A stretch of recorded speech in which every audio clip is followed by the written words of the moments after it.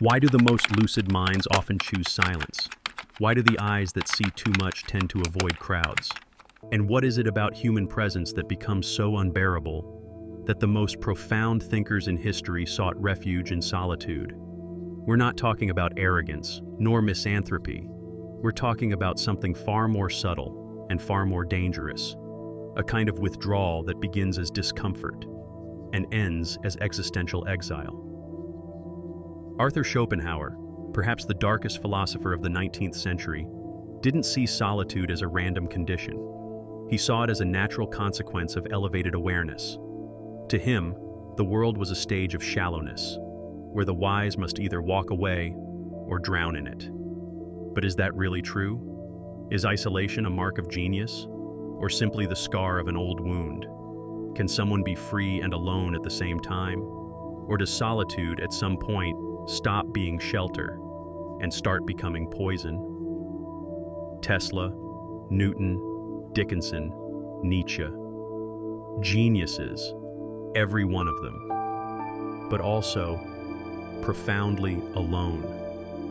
Were they models of inner freedom, or just exiled souls who never learned how to belong? Today we step into that spiral. We'll trace the shadow of solitude back to its roots, to the line between those who run from the world and those who can only breathe when they're beyond it. Schopenhauer didn't believe solitude was a choice. To him, it was the inevitable consequence of clarity. The deeper your understanding of the world, the smaller the space where you can live truthfully. The more you think, the harder it is to hold a conversation. The more you feel, the harder it is to belong. Genius, he said, wasn't a gift for society. It was a form of internal exile, not because the world pushes the thinker away, but because the thinker begins to see too much to tolerate, too much to ignore, too much to pretend everything's fine in a room full of scripted smiles and empty talk. A man can be himself only as long as he is alone, wrote Schopenhauer. If you don't love solitude, you don't love freedom. To him, elevated intelligence builds a natural wall between the individual and society, because the priorities of most, status, appearance, comfort, acceptance, mean nothing to someone who has already pierced the veil of illusion. And this is where the real dilemma begins. It's not about disliking people, it's about the functional impossibility of finding resonance. You walk into a room full of voices, but feel lonelier there than in the darkness of your own bedroom. And no matter how hard you try to participate, to smile, to fit in, the shallowness suffocates you. This realization that there is no depth, no mirror, no space, doesn't make you superior, but it separates you. Just like it did with Nikola Tesla, who preferred silence to human contact, or Emily Dickinson, who made seclusion her only livable place, or Isaac Newton, who feared casual conversation would corrupt his clarity. The crowd is a sea where free spirits drown, Nietzsche. But Schopenhauer didn't romanticize this isolation. He knew it came at a cost, and that cost was high. Distancing yourself from mediocrity may protect your thoughts, but it demands a toll from your soul. This kind of solitude isn't peace. It's a silent battlefield, where your sanity is always on the line. Depression doesn't appear because you're weak. It appears because you see what no one else seems to see, and you have no one to share the weight with. And so the blade-sharp question rises, is this isolation a privilege or a sentence? Schopenhauer thought the answer was obvious. But what if he was wrong? What if there's a third path, somewhere between burden and refuge? In the next minutes, we'll dive into that question. And most importantly, we'll uncover the difference between the kind of solitude that poisons and the kind that sets you free. Because maybe the real problem isn't being alone. It's what you find when you finally meet yourself. Nietzsche once said, "Convictions are more dangerous enemies of truth than lies." To him, and to many others, the social world is a theater of convenient illusions. People repeating phrases they never questioned, defending ideas they never understood, clinging to appearances just to mask the emptiness inside. In this world, genius isn't a virtue, it's a curse. Because the more someone sees, the more they realize how few people are actually willing to look. Schopenhauer saw this. So did Nietzsche. The thinker doesn't isolate out of arrogance. He isolates because he sees the abyss between what's said and what's truly felt. And that abyss doesn't just separate him from people, it separates him from the performance. But there's a cost. The deeper the mind, the longer it stays alone, the harder it is to come back. It starts as a refuge, turns into exile, becomes disillusionment, apathy, silent contempt for humanity. And that's not just philosophy, that's neuroscience. Extreme isolation isn't romantic, it's lethal. Modern psychology now confirms chronic loneliness harms more than cigarettes. Literally, long-term social isolation increases the risk of severe depression, immune dysfunction, and premature death. The soul begins to rot when it has no mirror. Einstein said he preferred silence to shallow company. Tesla avoided social events altogether. Newton had zero patience for small talk. And yet, all of them suffered deeply, not because they were weak, but because no one is immune to the pain of not belonging. And this is what almost no one says out loud. The thinker doesn't just choose to walk away, he's pushed away by a world that resists what confronts it. Nietzsche called it the resentment of mediocrity, the instinct of the many, to attack what they don't understand, to dismiss what makes them feel inferior. That invisible hostility exiles the lucid to the very edge of existence. And there, a different kind of pain appears, the pain of being rejected, for being real, for being deep, for being different. And what if all this pride and solitude is just a defense mechanism? What if behind the isolated brilliance, there's just a person who had to learn how to survive without being seen? In the next few minutes, we'll open this wound. No more philosophical masks. We'll draw the line, once and for all, between the solitude that heals and the loneliness that destroys. Because sometimes, being alone is wisdom, but other times, it's just trauma learning how to stay quiet. The truth is, being alone isn't the problem. The problem is when solitude becomes a prison, not a path. When silence becomes a trapped scream, not a deep breath. There's another kind of aloneness, one that doesn't make you sick, one that doesn't isolate, one that doesn't sever ties with the world, but rebuilds them from the inside out.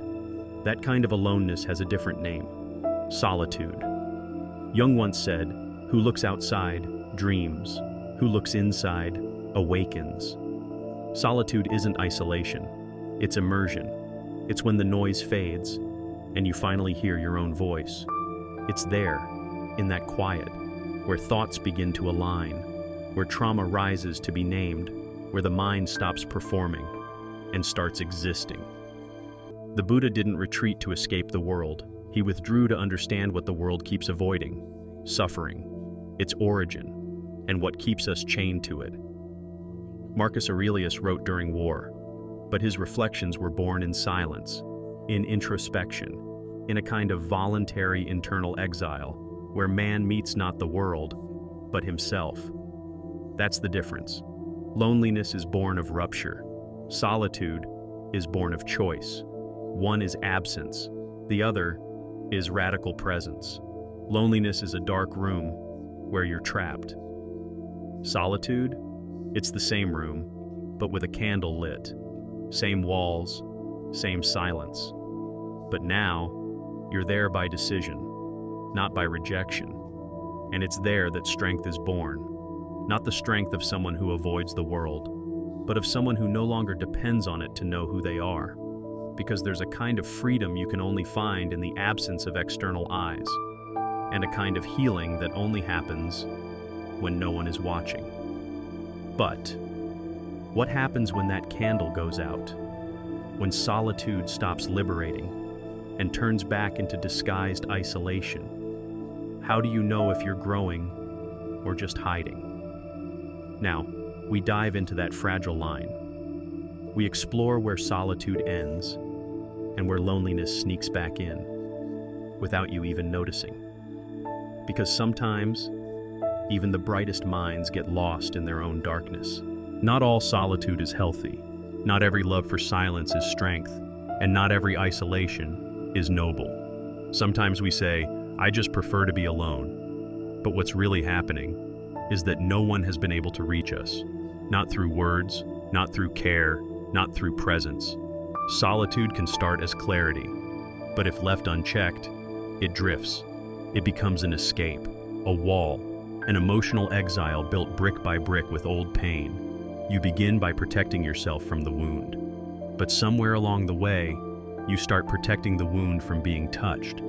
That distance that once felt wise begins to rot. Silence turns into cynicism. Reflection turns into quiet judgment.